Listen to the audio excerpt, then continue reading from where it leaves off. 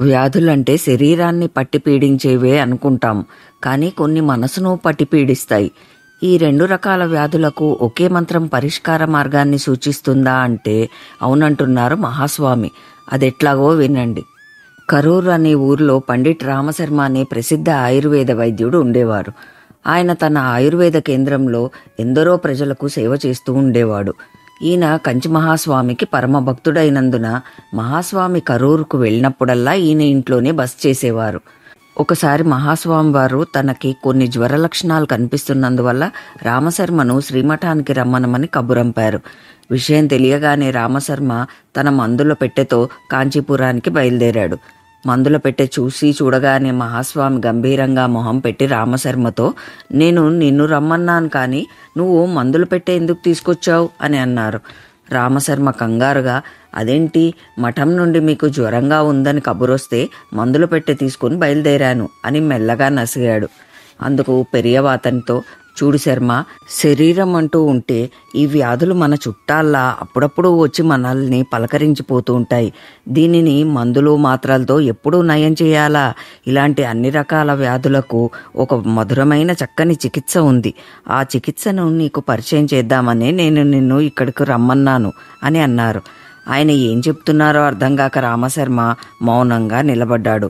ఆ తర్వాత మహాస్వామి రామశర్మతో, నువ్వు ఇక్కడికి బయలుదేరే ముందు స్నానం చేసి ఉంటావని నాకు తెలుసు, కాసేపు కూర్చో, నేను కూడా స్నానం చేసి వస్తాను అని అన్నారు. అరెరే, ఆయనకు జ్వరం తీవ్రత ఎక్కువగా ఉన్నట్టుంది, ఇప్పుడేమిటి స్నానం అని మనసులోనే అనుకున్నా ఆయనకు తను చెప్పేటంతటి వాడు కానని శర్మగారు మౌనం వహించారు. మహాస్వామి చన్నీటి స్నానం చేసి వచ్చి తన జ్వర తీవ్రతను కొలవమన్నారు. జ్వర తీవ్రత ఎక్కువగానే ఉంది. అది చూసిన మహాస్వామి అతనితో, సరే, మనిద్దరం ఇప్పుడు విష్ణు సహస్రనామ పారాయణం చేద్దాం అన్నారు. ఇద్దరి పారాయణ పూర్తి కాగానే మహాస్వామి తిరిగి తన జ్వర తీవ్రతను కొలవమన్నారు. రామశర్మ కొల్చి చూడగా మహాస్వామి శరీర ఉష్ణ ఉగ్రత ఆశ్చర్యకరంగా సాధారణ స్థితికి వచ్చింది. అప్పుడు మహాస్వామి రామశర్మతో, నేను ఎప్పుడూ చెప్తూ ఉంటాను, విష్ణు సహస్రనామ పారాయణం వలన సకల సంపదలు శుభాలు లభించటమే కాదు, సకల వ్యాధులు నివారించబడి సంపూర్ణ ఆరోగ్యం లభిస్తుందని. అందరూ ఈ మాట శ్రద్ధగా వింటారే తప్ప ఎవరూ ఆచరించరు. దాన్ని నేను రుజువు చేయడానికే ఇలా చేశాను అని అన్నారు. భగవన్నామ స్మరణ పారాయణం వలన జన్మ పునర్జన్మల బాధే ఉండదు. ఆయన నామస్మరణ వీటినే తొలగించగలిగినప్పుడు వ్యాధులను అది తొలగించలేదా? నువ్వు నీ రోగులకు మందులు ఇవ్వు, కానీ నువ్వు మందులతో పాటు విష్ణు సహస్రనామ పారాయణ చేయమని వారి మందుల చీటీలో రాయి. ఈ విషయాన్ని వివరించడానికే నేను నిన్ను ఇక్కడికి రమ్మన్నాను అని చిరునవ్వుతో అన్నారు మహాస్వామి.